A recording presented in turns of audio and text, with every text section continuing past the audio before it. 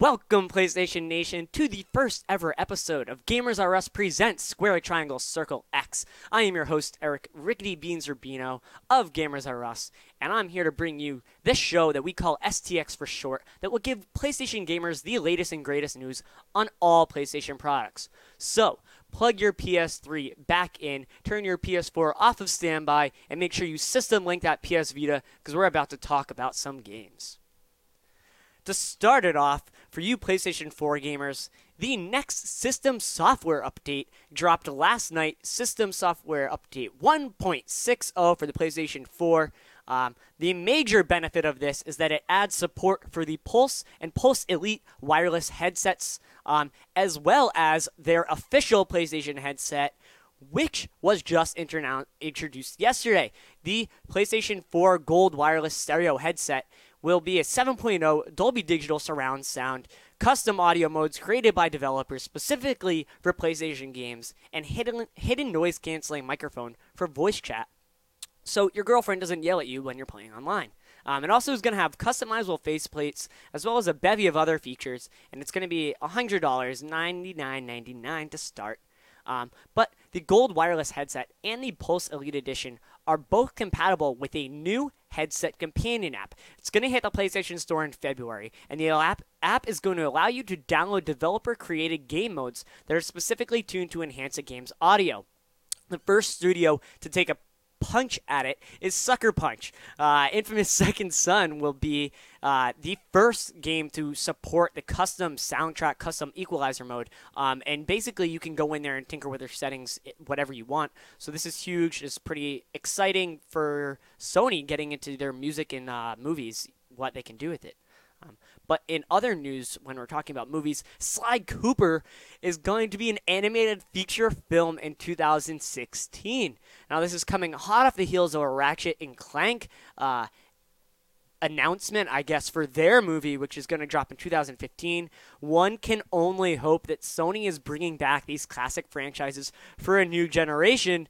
I think they might just be playing for my heart because I love both of these series, probably because I started when I was a kid, so I would love to have my kids play up with these.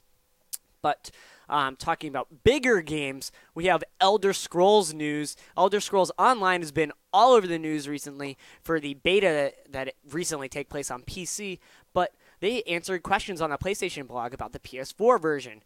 The most notable announcement is that PlayStation 4 players will only be required to pay the same monthly subscription fee associated with Elder Scrolls Online. So they only have to pay $15. You don't have to pay for PlayStation Plus to play Elder Scrolls Online. It's kind of a big step forward. It shows you that, if you want to just play MMOs, you don't have to pay for their internet. I don't know. But speaking of MMOs, Final Fantasy XIV, The Realm Reborn, has an official release date of April 14th on the PlayStation 4. It's already out for the PlayStation 3.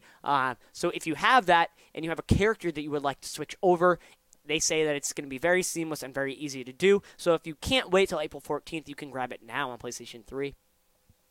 But a brand new game has been announced from Beat Shapers, Ready to Run, an RC-based game in kind of the retro futuristic setting. It looks really fun. It's going to be planned as a franchise. The first title is coming exclusively to PS4. It's highly responsive arcade racing physics, 15 plus futuristic RC cars, a single environment featuring an endless track configurations for different race modes. Hopefully you can create your own, and they're really going to have some asynchronous multiplayer modes going on, so you can race people that already have beaten you or friends that are currently racing, stuff like that. It's really going to tie in with your PlayStation Friends network list.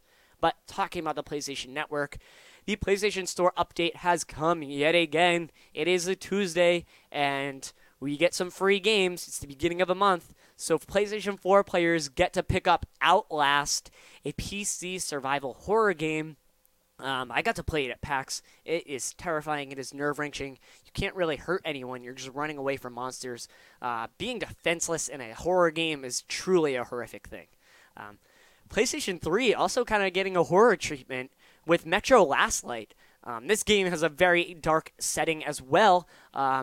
It only came out about 6 months ago, maybe 8. So this is a great pickup for PlayStation 3 members. If you have Plus, make sure you grab that. But later this month, we're going to see Payday 2 and Remember Me. So stay with us and we'll tell you about those two.